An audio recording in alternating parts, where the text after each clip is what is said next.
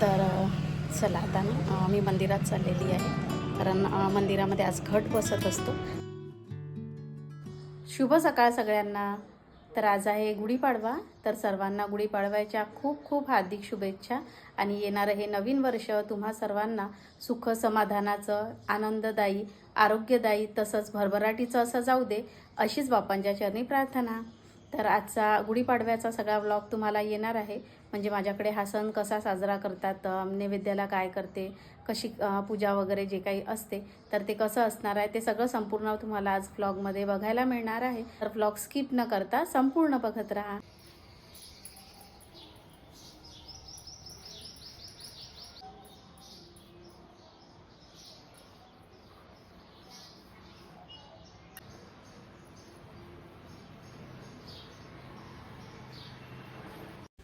शुभ सकाळ सगळ्यांना. तर हा गुढीपाडव्याच्या दिवशीचा व्लॉग आहे, मात्र जरा उशिराच येतो आहे.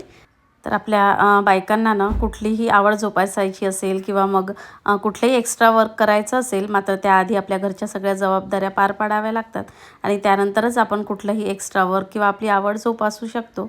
आणि सणासुदीचे दिवस आले की त्यामध्ये भरपूर अशी कामं वाढल्यासारखी होतात घरातली पण.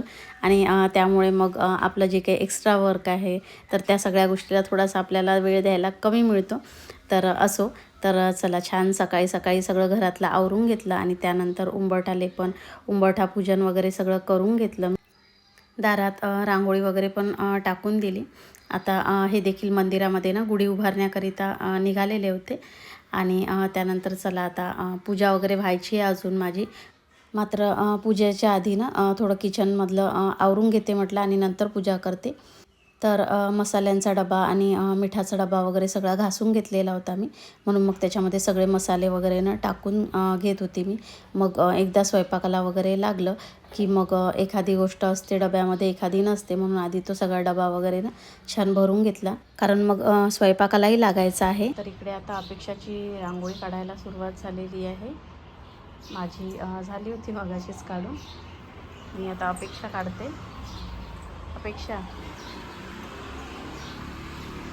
हा ना ब्ल्यू फ्रॉक जो घातलेला आहे तो मी शिवलेला आहे साडीचा. गुढीपाडव्याच्या शुभेच्छा ते सगळ्यांना. सगळ्यांना गुढीपाडव्याची खूप खूप हार्दिक शुभकामना. शुभकामना नाही, शुभेच्छा म्हणायचं. शुभेच्छा. हां ठीक आहे, काढ रांगोळी.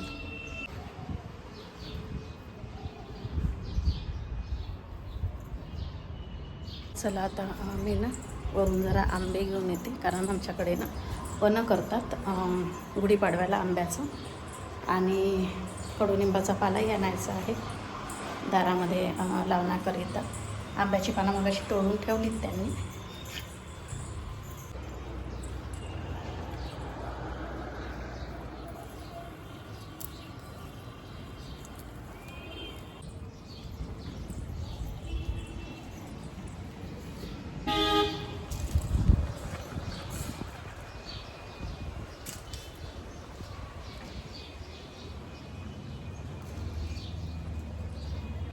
तर चला आता पानं आणि आंबे तोडून घेतले मी.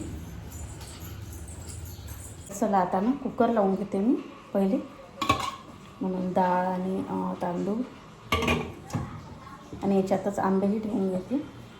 तर आंबे सगळे धुवून घेतलेले आहेत मी.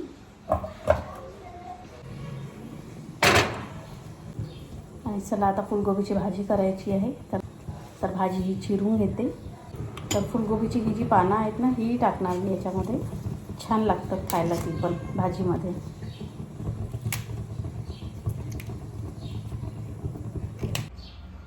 आणि इकडे अपेक्षाची देखील गुढीपाडवा स्पेशल रांगोळी होत आलेली आहे. त्यानंतर मग मीही भाजीला फोडणी दिली. म्हटलं पूजेच्या आधी थोडंफार काम किचनमधलं आवरून घेतलं की मग बाकीचं होत राहते, म्हणून कुकर आणि भाजी तेवढी करून घेतली. आणि इकडे अपेक्षाची ही रांगोळी झालेली होती, मात्र तिथे गुढीपाडवा लिहायचं होतं. तर ती म्हणाली की तेवढ्या कमी स्पेसमध्ये रांगोळीनी मला लिहायला जमणार नाही, म्हणून मग तेवढं ना मी लिहून दिलं. आणि छान काढलेली होती रांगोळी तिने, मस्त वाटत होती. आणि सणासुदीला अशी छान थोडीशी स्पेशल रांगोळी वगैरे दारात काढली की छान वाटतं दारात. आणि सणाचाही उत्साह वाढल्यासारखा होतो. तर आधी मी सगळं करायची, मात्र आता अपेक्षा ह्या सगळ्या गोष्टी करून घेते. त्याच्यामुळे माझी बरीचशी कामं कमी झालेली आहे रांगोळीच्या बाबतीत. तर त्यानंतर मग सक्षमनी ना दारामध्ये इथे आंब्याच्या पानाचं तोरण वगैरे लावून दिलेलं होतं आणि कडुनिंबाचे पानं वगैरे त्याला म्हटलं होतं मी आजूबाजूला लावून दे म्हणून. तर तेच तो सगळं मग लावून घेत होता. कारण आजपासून आपल्या मराठी नवीन वर्षाची सुरुवात होत असते. त्यामुळे दारामध्ये तोरण, रांगोळी वगैरे या सगळ्या गोष्टी आपण करतच असतो. आणि आपण मुलांना या सगळ्या गोष्टी करायला लावल्या की त्यांनाही आपले सण कसे असतात, कसे साजरे करतो ते सगळं समजत असते आणि त्यांनाही याविषयी आवड निर्माण होत असते. तर दारात तोरण वगैरे लावून झाला आणि त्यानंतर किचनमधलंही माझं थोडंफार काम झालेलं होतं. आणि त्यानंतर मला आता देव सगळे स्वच्छ करून घ्यायचे होते. कारण काल देवाजवळचे सगळे भांडे घासलेले होते, मात्र देव वगैरे स्वच्छ केलेले नव्हते मी. तर आत्ताच मग ना जसं की मी देव पितांबरीने घासत असते, तर ब्रशनी त्याला स्वच्छ करून घेत असते. तर आधीचा ब्रश थोडा खराब झालेला होता, म्हणून मग दुसरा बोलावून घेतला आणि सगळे देव वगैरे ना छान स्वच्छ करून घेतले. त्यानंतर कालच सगळी जे आसन वगैरे होते मंदिरातले ते सगळे स्वच्छ धुवून ठेवलेले होते. तर आता सगळी आसनं वगैरे मंदिरातली ना मांडून घेतली मी आणि त्यानंतर मग देवपूजा वगैरे करायला घेतली. तर माझ्याकडे जसं आज गुढीपाडवा आहे, तर गुढी वगैरे असं काही उभारत नाही, म्हणजे आधीपासूनच करत नाही. त्याच्यामुळे मी देखील मग गुढी वगैरे काही उभारत नाही. जी आपली पूजा आहे, नैवेद्य आहे, या सगळ्या गोष्टी करत असते. तर जे आधीपासनं आहे तेवढंच मी करत असते.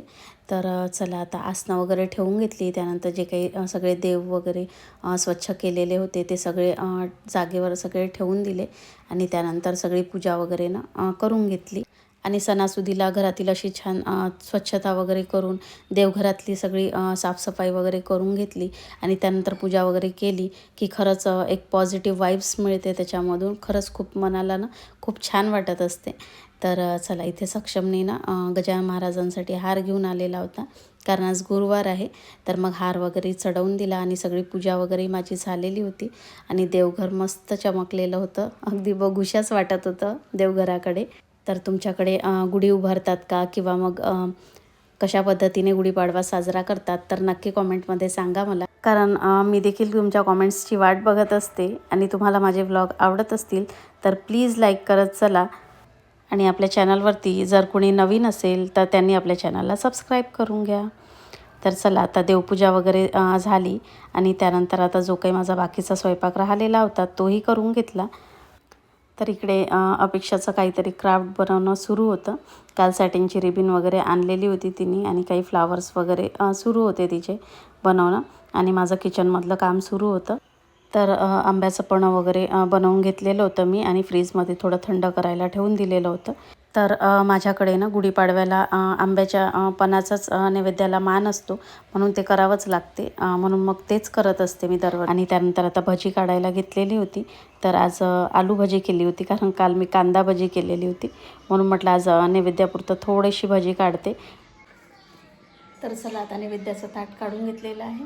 देवाला नैवेद्य दाखवून देते मी.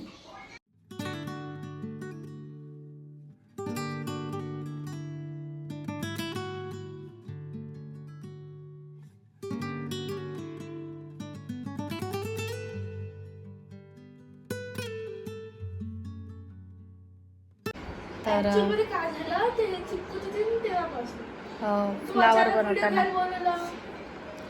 तर चला आत्ता जेवणं वगैरे झाली, नैवेद्य वगैरे दाखवल्यानंतर जेवणं वगैरे करून घेतली.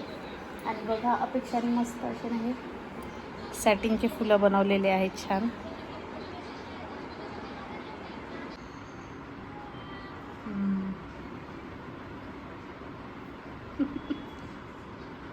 छान दिसतं, मस्त बनले फुलं. तर चला आता ना मी मंदिरात चाललेली आहे, कारण मंदिरामध्ये आज घट बसत असतो.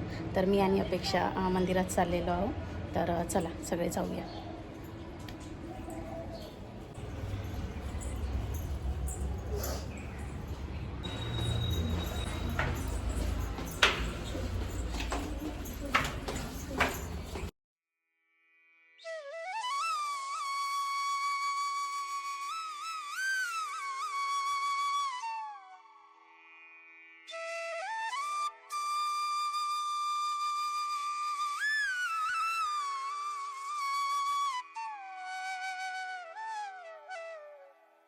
तर मंदिरामध्ये घटस्थापनेला सुरुवात झालेली होती. आई आणि माझ्या आते सासू आधीच मंदिरात आलेल्या होत्या.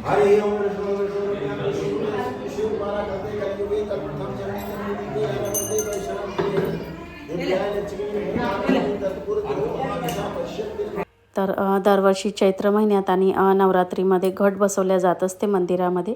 आणि नवरात्रीमध्ये खूप मोठा जल्लोष असतो मंदिरामध्ये. तर मी नवरात्रीच्या वेळी सगळं काही शेअर केलेलं होतं.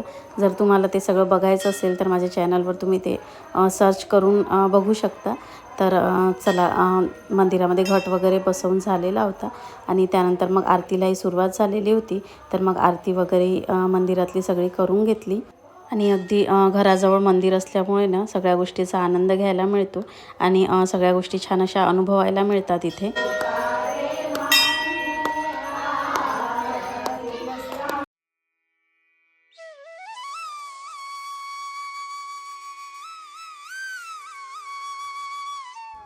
तर आरती वगैरे झाल्यानंतर आता सायंकाळ झालेली होती आणि सकाळी जी गुढी उभारलेली होती मंदिरामध्ये तर तेच आता काढणं सुरू होतं. तर चला, त्यानंतर मग मी घरी आले. तर आत्ताच मंदिरातनं आली मी आणि मग अशी ना दुपारी हे इंडक्शन आणलं होतं. आज जसं गुढीपाडवा आहे, बऱ्याच दिवसापासून घ्यायचं होतं. तर म्हटलं चला आता गुढीपाडवा येतोय तर त्याच दिवशी घेऊ, म्हणून हे मग अशी दुपारी घेऊन आलेले होते. मात्र याची अनबॉक्सिंग वगैरे झालेली आहे, कारण अपेक्षाला खूप घाई होती आणल्यानंतर खोलायची. आणि तेव्हा मग मला मंदिरातही जायचं होतं, त्याच्यामुळे मग मी मगाशी काही दाखवलेलं नाही. तर आज गुढीपाडव्यानिमित्त घरामध्ये इंडक्शन घेतलेलं आहे. तर चला आता याची पूजा वगैरे करून घेते. छान दिवस आहे आणि काही घरामध्ये नवीन गोष्ट वगैरे आली तर पूजा वगैरे केली की चांगलं वाटतं, त्याच्यानंतर मग यूज करायला बरं राहतं. तर चला आता मी पूजा वगैरे करून घेते. तर घरी आणलेली कुठलीही नवीन वस्तू असो, इलेक्ट्रिक वगैरे असेल तर ते ना त्याची पूजा वगैरे करून वगैरे वापरली तर चांगलंच असते. म्हणून मी तसं सहसा कुठलीही नवीन वस्तू आली की त्याची पूजा वगैरे करून घेत असते घरामध्ये. तर चला, पूजा वगैरे करून घेतली आणि इथेच मी आज माझा गुढीपाडव्याचा जो काही संपूर्ण दिवस होता तो सगळा तुमच्यासोबत शेअर केलेला आहे. तर आजचा व्लॉग कसा वाटला नक्की कॉमेंटमध्ये सांगा. आवडला असल्यास जरूर लाईक करा. चॅनलवरती नवीन असाल तर सबस्क्राईब करून घ्या. भेटूया नेक्स्ट व्लॉगमध्ये. तोपर्यंत बाय बाय.